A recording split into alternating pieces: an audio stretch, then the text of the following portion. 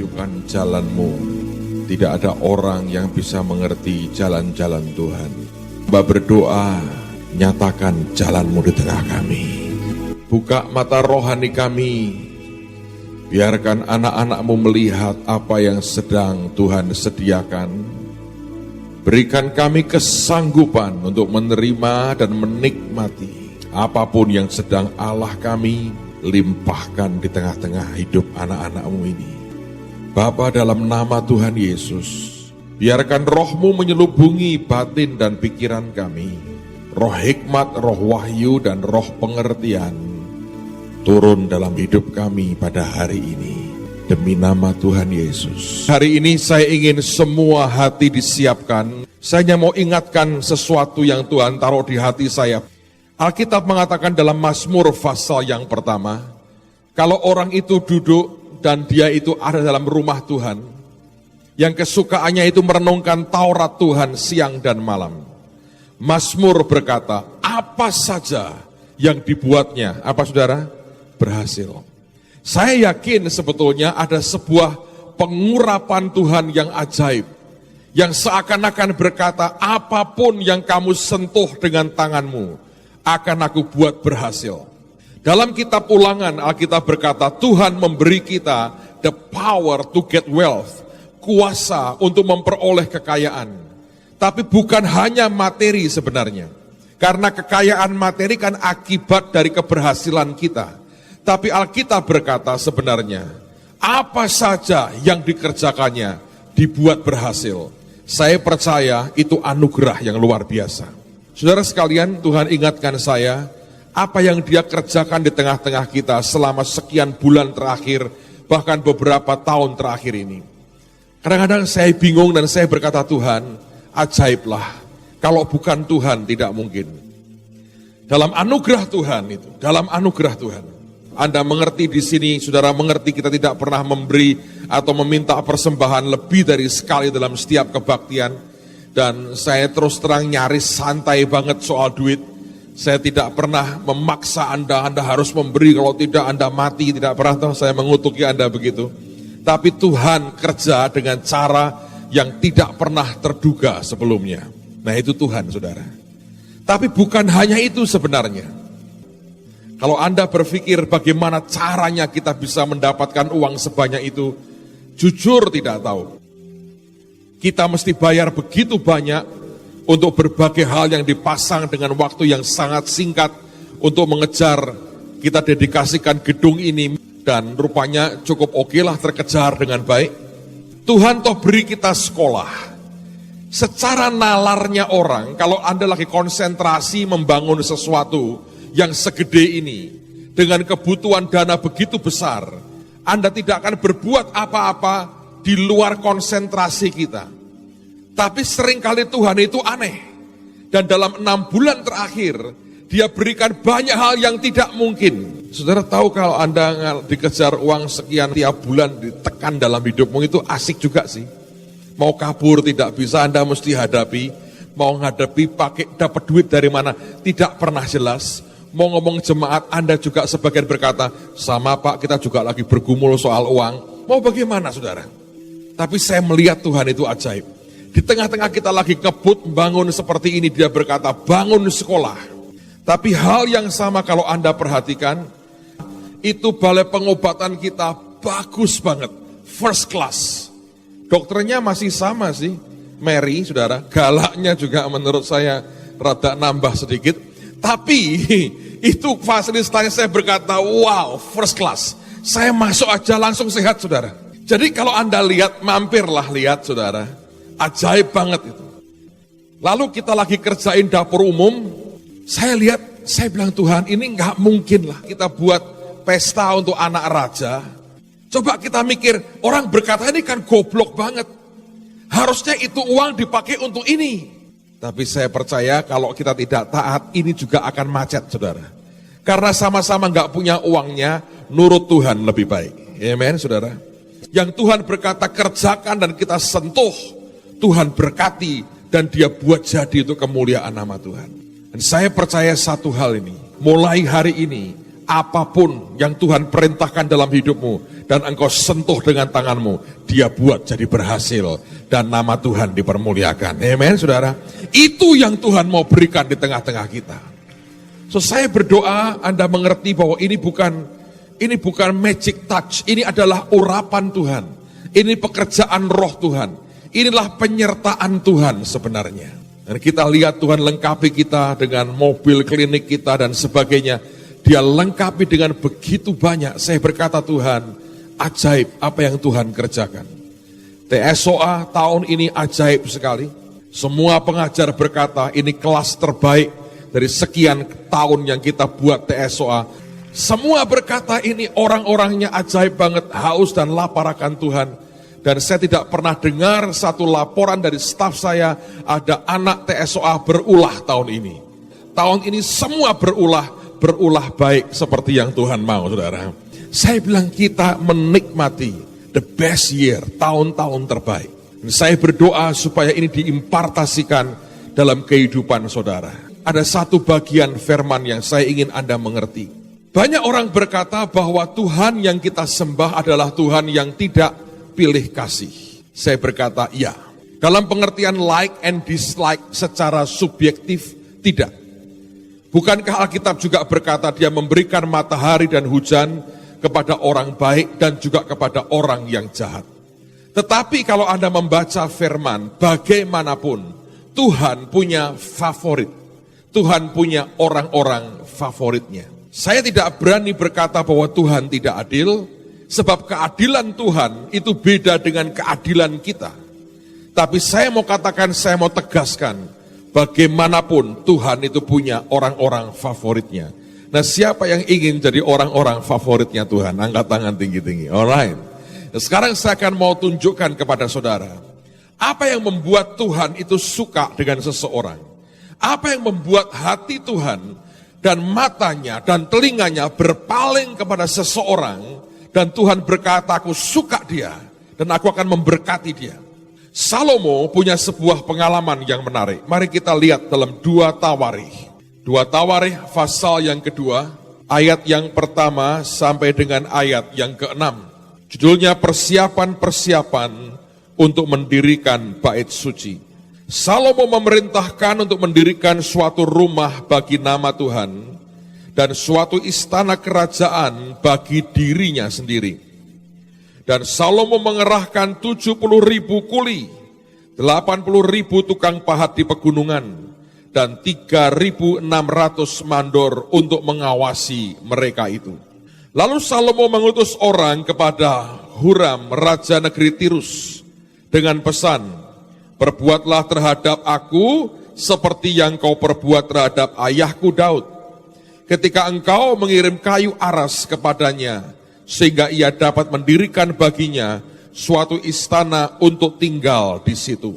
Ketahuilah aku hendak mendirikan sebuah rumah bagi nama Tuhan Allahku, untuk menguduskannya bagiku, supaya di hadapannya dibakar ukupan dari wangi-wangian.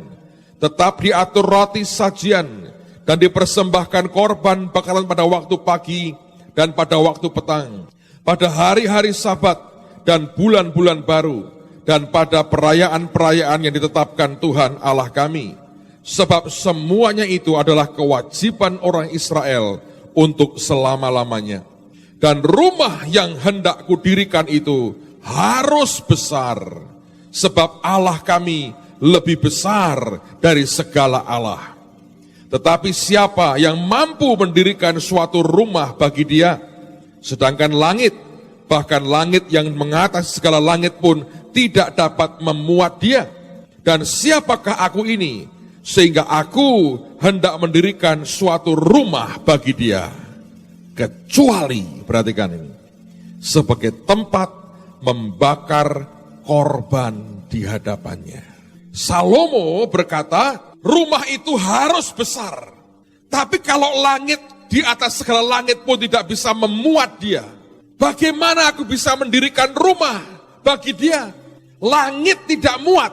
Bagaimana di bawah kolong langit bisa ada rumah bagi dia? Dan dia berkata, kecuali itu tempat untuk membakar korban bagi dia. Setiap orang membangun rumah, Anda datang ke arsitek, Anda berkata, tolong aku dibuatkan gambar rumah. Arsiteknya akan bertanya, Pak atau Ibu, ini rumah untuk apa tujuannya? Kebutuhannya apa? Oh ya, untuk saya tinggal. Oke. Kebutuhanmu apa saja?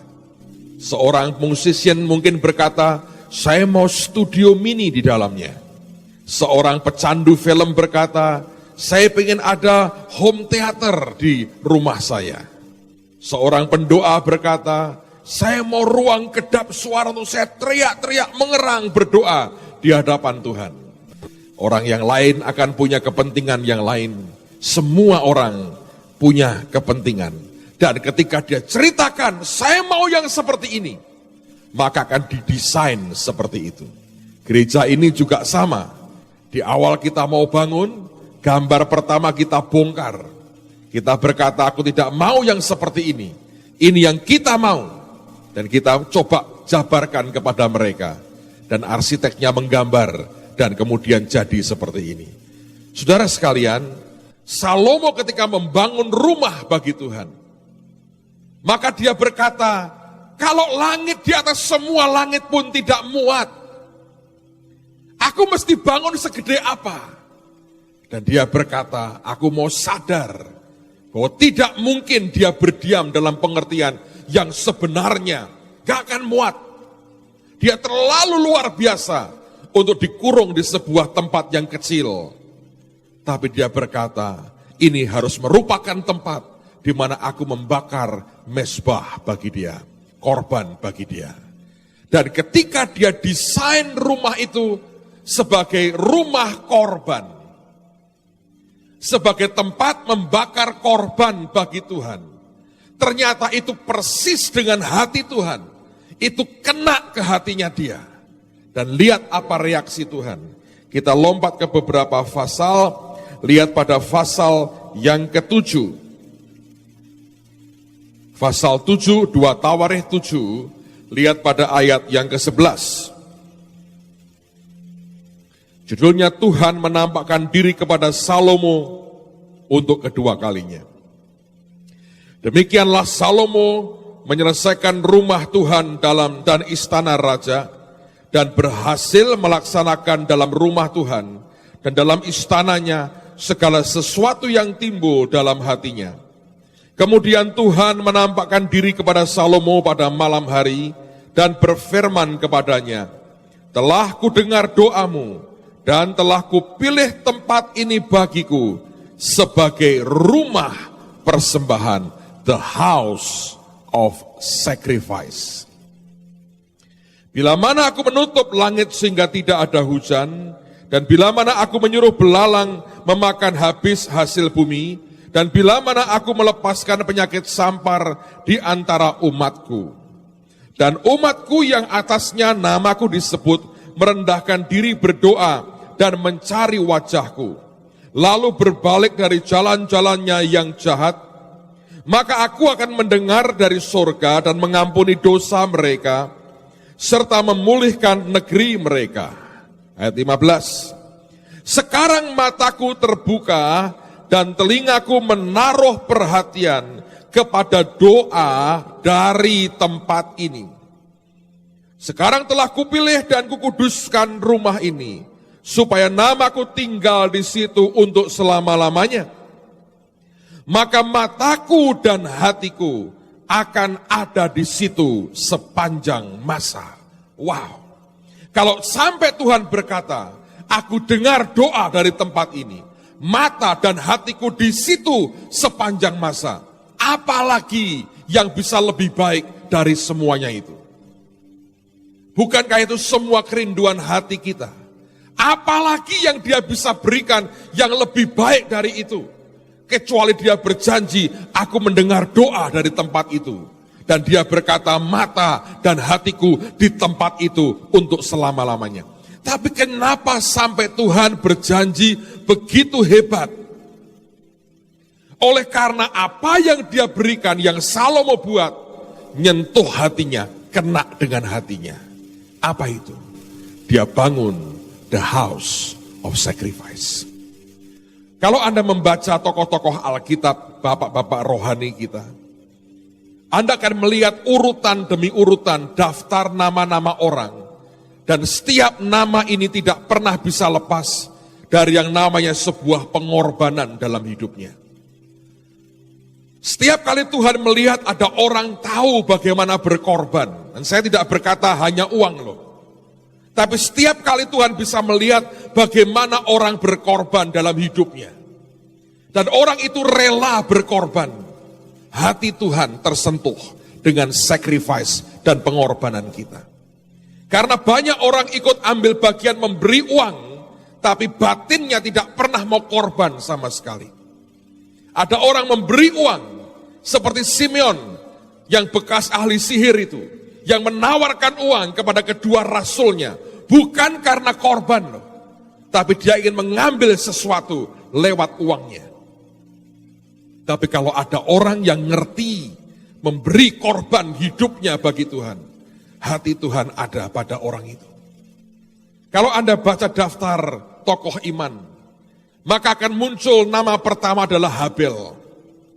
Orang ini mendapat perkenan Tuhan karena apanya? Karena korbannya. Kain ditolak korbannya, Habel berkenan di hadapan Tuhan dengan hidup dan korbannya. Ketika korban itu naik, Tuhan Alkitab berkata, Tuhan menerima korban Habel, tapi korban Kain ditolaknya. Orang yang tahu berkorban seperti yang Tuhan mau, akan mendapatkan perkenan Tuhan yang luar biasa. Tapi seringkali perkenan Tuhan akan menarik iri hati dan kebencian dari saudara sendiri. Mengapa korban Habel diterima? Ada orang berkata, oh karena dia menyembelih domba, dia korbankan binatang di hadapan Tuhan, dan Tuhan suka. Sedang Kain memberikan akan hasil buminya, tapi kenapa bukankah Kain memang kerjaannya seorang petani? Apalagi yang dia bisa beri, kecuali hasil pekerjaannya. Habel seorang peternak, apalagi yang dia bisa beri, kecuali hasil ternaknya. Dan banyak orang berkata, kan aku ini begini hidupku, ya inilah aku, apa adanya. Tidak peduli Tuhan suka nggak suka, pokoknya aku seperti ini. Itu bukan hati yang berkorban, saudara. Kalau Anda baca dalam Ibrani 11, Alkitab berkata, karena iman, Habel memberikan korban yang berkenan itu karena iman. Dan Roma 10:17 berkata, iman timbul dari pendengaran, pendengaran akan firman atau rema Kristus. Menurut saya, ini ceritanya. Sebab pasti Habel dengar sebuah kebenaran.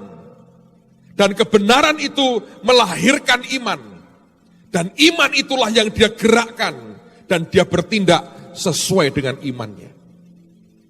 Itu bukan sekedar kebetulan dia memberikan korban yang Tuhan suka.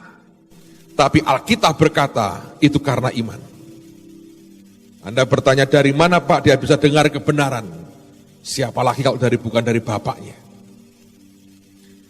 Menurut saya ceritanya seperti ini. Satu hari Habel datang ke bapaknya, ke papi Adam. Dia bilang, papi, katanya gitu. Apa katanya? Aku anaknya papi anaknya siapa? Dia pasti tanya kan? Aku anaknya papi anaknya siapa? Aku lahir dari mami lahir keluar dari mana? Dari papi. Mana, lewat mana? Sini, mana lubangnya? Gak ada, ditambah lagi sama Tuhan. Siapa Tuhan itu?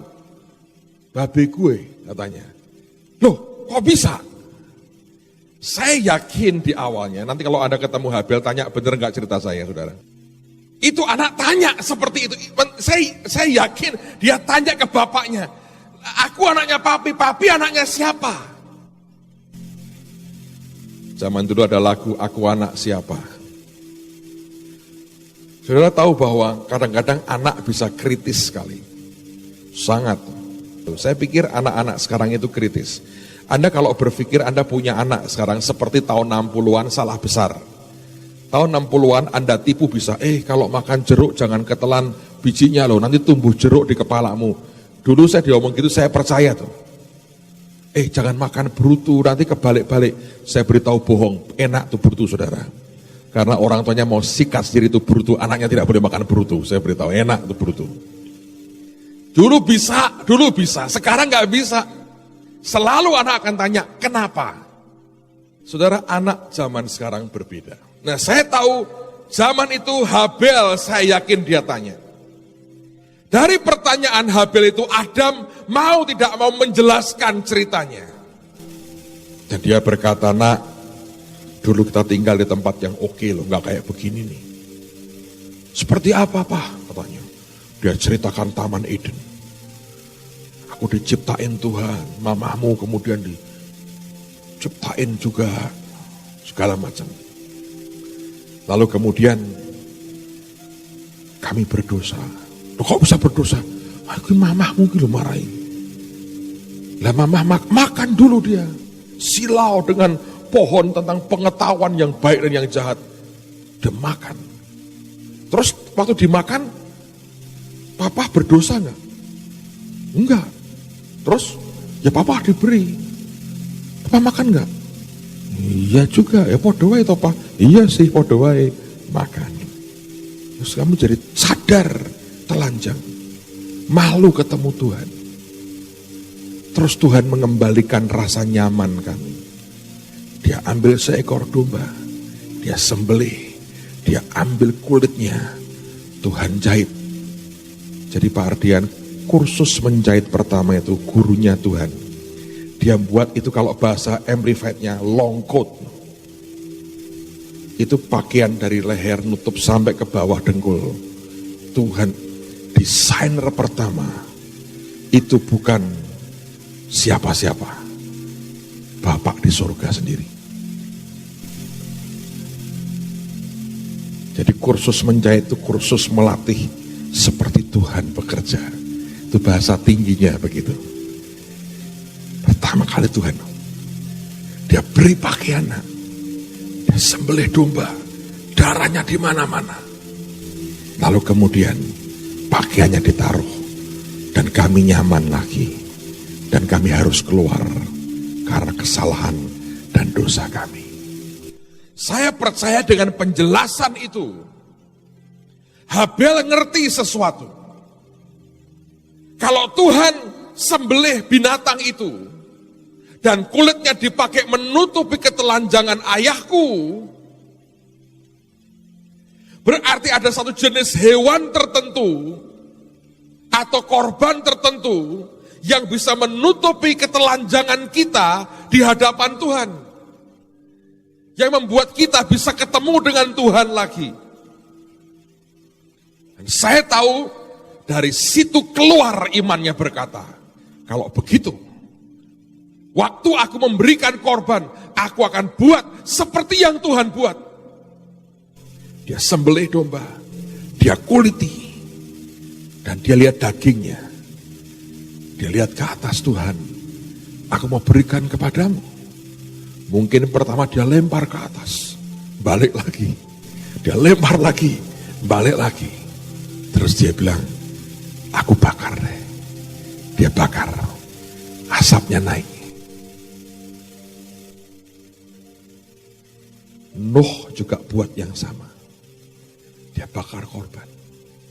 Dan Alkitab berkata, ketika Tuhan mencium bau persembahan Nuh, korbanmu itu ada baunya loh saudara. Ada baunya. Kalau itu pas dengan hatinya Tuhan, Tuhan suka. Kalau tidak, berat. Gini ya, Anda kalau mau tahu bedanya korban Kain dengan korbannya Habel. Saudara pergi ke pasar, cari sayur mayur sebanyak-banyaknya. Terus Anda bakar. Baunya kayak apa tuh? Terus Anda ke restoran, cari orang jual steak dan barbecue. Baunya beda nggak, saudara? Beda. Tuhan juga punya selera, saudara. Tapi bukan soal sayur dibakar dan bau sampai bapak batuk-batuk di surga, bukan. Persoalannya adalah Kain memberi yang dia berkata, aku punyanya ini. Ya udah. Dia memaksakan apa yang dia ada dan dia berkata, ini buat engkau. Sedang yang satu ngerti apa yang Tuhan suka. Dan itu menghasilkan akibat yang berbeda. Korban itu selalu bukan apa yang aku suka, tapi apa yang Tuhan suka. Dan kalau Anda baca di Alkitab, setiap kali korban naik, itu kena dengan hatinya Tuhan. Ketika Daud berbuat dosa, di tempat pengirikan orang bernama Arauna, dia bangun mezbah. Dia naikkan korban lagi di hadapan Tuhan. Kenapa setiap kali dengar kata sacrifice atau korban, Tuhan suka? Sebab itulah Yohanes 3 ayat yang ke-16. Karena begitu besar kasih Allah akan dunia ini. Sehingga apa, saudara? Sehingga apa? Bukan dikaruniakan menurut saya. Dikorbankannya anaknya yang tunggal. Memang diberikan buat keselamatan kita. Tapi faktanya sebuah pengorbanan. Saya mau cerita. Sebuah cerita pengorbanan. Ada seorang bapak yang bekerja di sebuah perusahaan kereta api. Bapak ini tinggal di desa, istrinya sudah meninggal. Dia tinggal dengan satu-satunya anak laki, anak tunggal yang dia punya. Bapak ini kerjaannya sederhana sebetulnya. Tiap jam tertentu dia harus ke jalan rel tertentu di kereta api itu, di mana rel itu akan mecah dua. Nah, bapak ini harus menggeser arah rel kereta api, supaya keretanya menuju ke arah yang dituju memang. Anda tahu seringkali kan harus bergeser begitu ya, relnya. Di dekat tempat dia tinggal dan bertugas, relnya terpecah jadi dua. Yang satu melewati akan sebuah bukit. Yang satu lagi melintasi sebuah jembatan dari sebuah sungai yang lebar. Dan tiap kali kerjaannya itu ngatur ke arah sungai, ke arah jembatan atau ke bukit. Jembatan atau ke bukit. Pokoknya itu kerjaannya dia. Dan dia ngerti jadwalnya. Jam sekian arah ke sini, jam sekian arah ke situ. Dia ngerti jadwalnya. Tiap hari kerjaannya seperti itu. Suatu hari dia pergi keluar. Anaknya masih kecil, kira-kira umur 10-11 tahun. Hari itu hujan. Dia pakai daun pisang sebagai payung. Lalu anaknya berkata gini, "Bapak, boleh tidak aku main-main di jembatan itu? Aku suka lihat arus sungai, aku suka." Bapaknya berpikir, kereta api yang lewat pagi itu tidak melintasi jembatan itu. Dia melintasi akan bukit. Jadi aman buat anaknya. Bapaknya berkata, "Boleh nak." Anaknya lari, dan anaknya duduk di jembatan, di tengah-tengah jembatan yang gede itu. Duduk dekat rel kereta api di situ. Dan Anda tahu, rel itu sangat sempit dibandingkan dengan penyekatnya yang dua begini. Tidak ada tempat gerak lagi, cuman segitu aja. Ia nak duduk di situ, gerimis. Dia pakai daun pisang juga. Si anak lihat arus air deras, dia suka sekali. Dan tiba-tiba hujan makin melebat dan mendadak lebatnya luar biasa. Dan tiba-tiba sebuah bunyi gemuruh dia dengar. Bukit itu longsor dan batu-batu gede menimbun akan jalan kereta api itu. bukitnya, longsorannya menutupi akan rel kereta api. Ketika si bapak ini kaget lihat itu, tiba-tiba dia dengar bunyi kereta api menderu dengan cepat sekali. Dan kereta api ini bunyikan peluitnya nyaring kencengnya luar biasa. Memberi tanda kepada bapak ini bahwa kami akan lewat, kamu ubah relnya, kami menuju ke arah bukit. Dan bapak itu berdiri dengan tongkat untuk menggeser kemana arah rel kereta api. Dia sudah dari pagi geser ke arah bukit.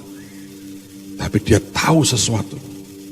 Kalau kereta api dia geserkan ke arah bukit seperti yang seharusnya, akan mungkin ratusan orang mati dan kecelakaan fatal akan terjadi. Tapi ketika dia mau geser ke arah jembatan, dia tahu anaknya di situ. Hujan lebat sekali. Dia coba teriak ingatkan anaknya, tidak terdengar sama sekali. Dia coba lari mendekat ke arah kereta api. Dia coba lambaikan daun pisangnya, tapi terlalu gelap karena badai. Masinisnya tidak lihat. Dia hanya terus bunyikan akan peluitnya. Begitu kencang. Dan bapak itu hanya punya beberapa detik untuk buat sebuah keputusan. Apakah aku biarkan mereka mati? Atau aku mesti korbankan anakku untuk selamatkan mereka? Yang di kereta api isinya orang lagi makan, lagi minum, orang-orang mau berdharma wisata. Mereka tertawa, mereka senang, mereka teriak-teriak, mereka minum, mereka sukacita, mereka gembira, mereka enjoy semuanya. Masinisnya juga tidak tahu, dia jalankan terus keretanya tanpa direm. Dalam sekian detik itu bapak ini harus memutuskan. Apakah aku biarkan kereta ini lewat dan nabrak akan bukit yang longsor, atau seseorang harus aku korbankan untuk selamatkan mereka. Dan detik itu bapak ini ambil keputusan. Dia geser lagi rel keretanya. Dan nangis dia bilang, maafkan bapak, nah. Dia geser keretanya. Dan waktu digeser rel kereta apinya, dalam waktu singkat melaju membelok ke arah jembatan. Dan Anda tahu apa yang terjadi. Tidak pernah bisa dihindari lagi. Satu anak dikorbankan supaya seluruh gerbong itu terselamatkan. Saudara pikir bapak dengan santai menyerahkan Yesus mati? Anda pikir mudah ketika Tuhan di atas salib dia berseru, Eloi, Eloi lama sabatani. Bapakku, Bapakku, mengapa engkau meninggalkan aku? Anda pikir bukan sebuah kemurungan ketika tiba-tiba semuanya gelap? Saya percaya ada saat-saat di mana alam pun mengekspresikan apa yang Tuhan sedang berikan. Makin hari di mana makin dekat Tuhan datang, akan makin banyak tanda alam akan Anda lihat. Firman berkata hari itu gelap total. Gelap total. Beberapa jam gelap total. Hari ini orang berkata, oh itu gerhana matahari. Saya nggak tahu itu. Tapi yang saya tahu Alkitab berkata, gelap, gelap semua. Dan itu segelap hati bapak hari itu. Dia korbankan anaknya. Dia pejamkan matanya. Dia bilang, maafkan aku nak. Satu anak, satu-satunya harus dikorbankan untuk menyelamatkan. Sejak saat itu, setiap kali ada orang, anak-anak Tuhan yang ngerti tentang pengorbanan, ngerti berkorban untuk orang lain, ngerti tentang sacrifice, hatinya kena. Kalau Anda mengambil untuk dirimu, Tuhan bisa mengerti. Tapi tidak pernah nyentuh hatinya Tuhan. Tapi kalau ada orang yang berkorban, dia berkata, seperti aku. Perasaan senasib perasaan sepenanggungannya, perasaan sependeritaannya muncul. Dan itu yang menghasilkan blessing, penyertaan Tuhan yang luar biasa. Dalam hidup kita, ada hal yang kita bisa ubah, ada hal yang tidak bisa kita ubah. Anda tidak bisa mengubah perangai orang, Anda tidak bisa mengubah karakter orang, Anda tidak bisa mengubah keputusan orang.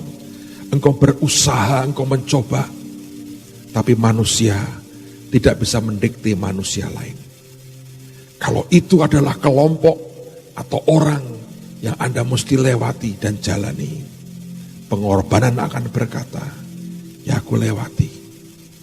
Aku tidak bisa mengubah, aku mesti lewati. Seringkali ada hal di mana kepentingan kita begitu mendesak, tapi kita melihat ada kepentingan Tuhan yang lebih besar. Dan kita mesti berkata, aku tinggalkan kepentinganku, aku berikan hidupku jadi kepentingan Tuhan. Dia tutup mata kadang-kadang dan berkata, I'm sorry, aku mesti buat ini. Saya mau beritahu saudara, kalau engkau berkorban seperti itu, Tuhan mengerti. Tuhan mengerti. Dan kalau Tuhan sentuh hatinya karena sacrifice-mu, penyertaannya akan kuat dalam hidup Anda. Sebab Yohanes 3:16, kasih itu melahirkan sebuah pengorbanan. Ketika Salomo berkata, kalau langit tidak muat, mana mungkin aku buat rumah buat dia tinggal.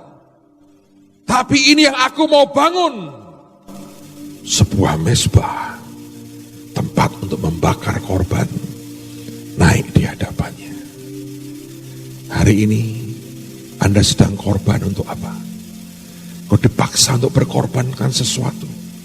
Jangan bersungut-sungut, jangan marah, lewati saudara. Kalau demi kemuliaan Tuhan apalagi, lewati. Saudara akan tahu penyertaan Tuhan akan ajaib banget dalam hidupmu. Amen saudara. Ya. Tuhan tahu kok penderitaan kita.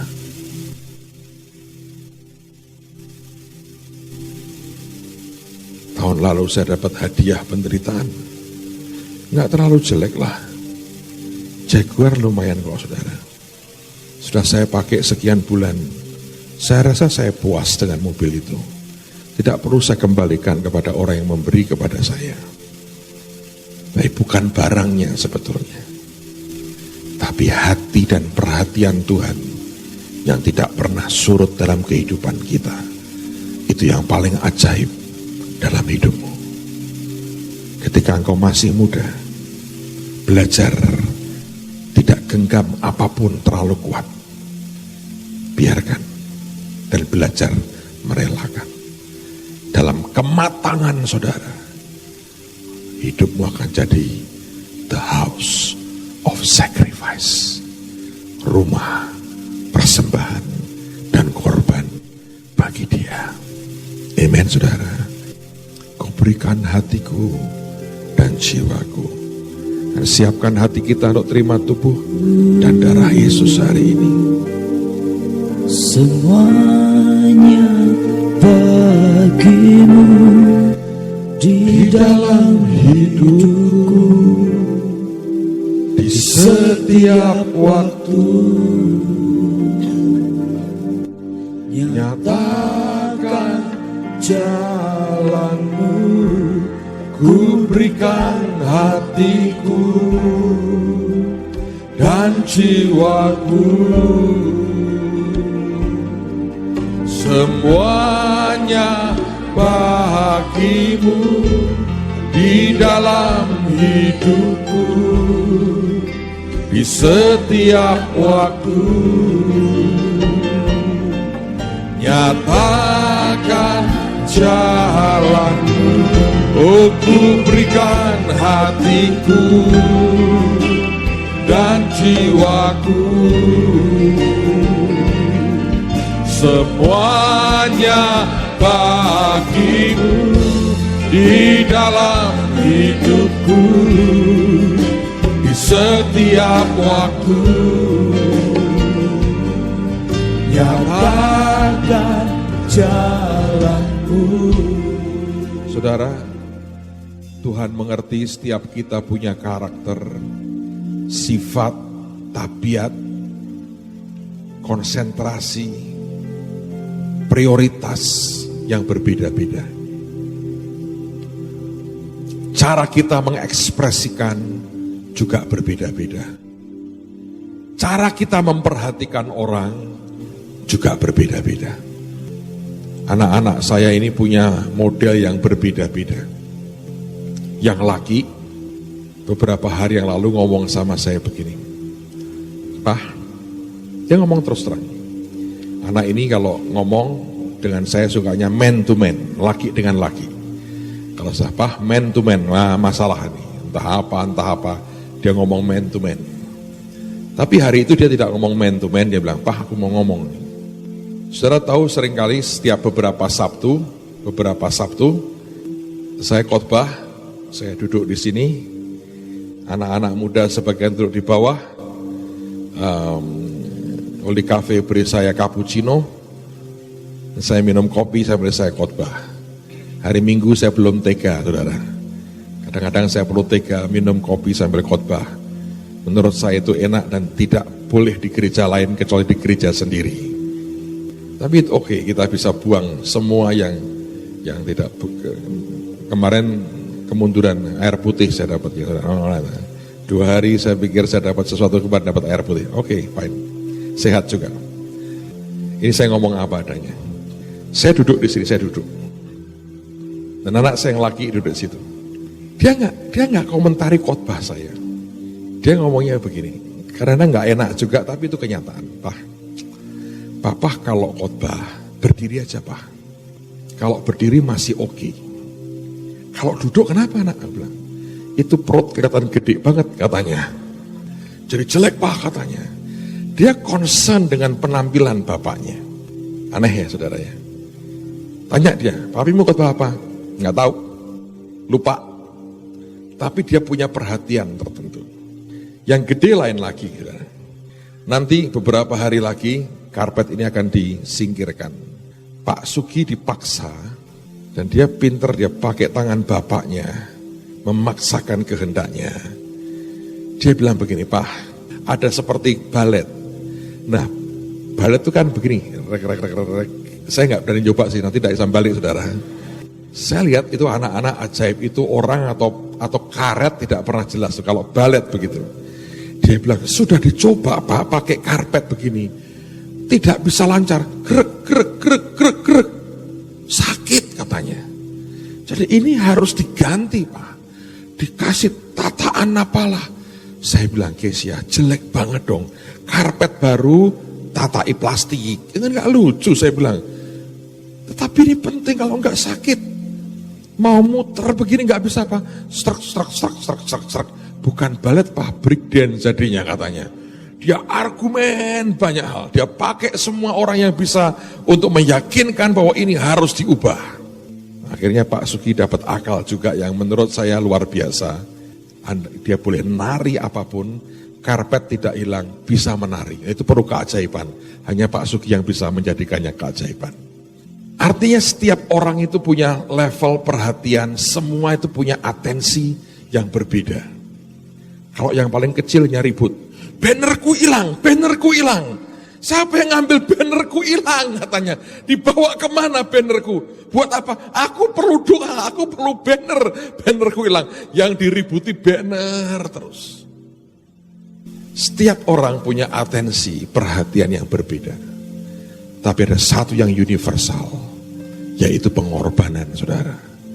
Kalau Anda sacrifice, Anda berkorban, seperti yang Tuhan mau, apapun bentuknya, itu nyentuh hatinya dan membuat semuanya berbeda. Amen, saudara. Mari katakan lagi, ku berikan hatiku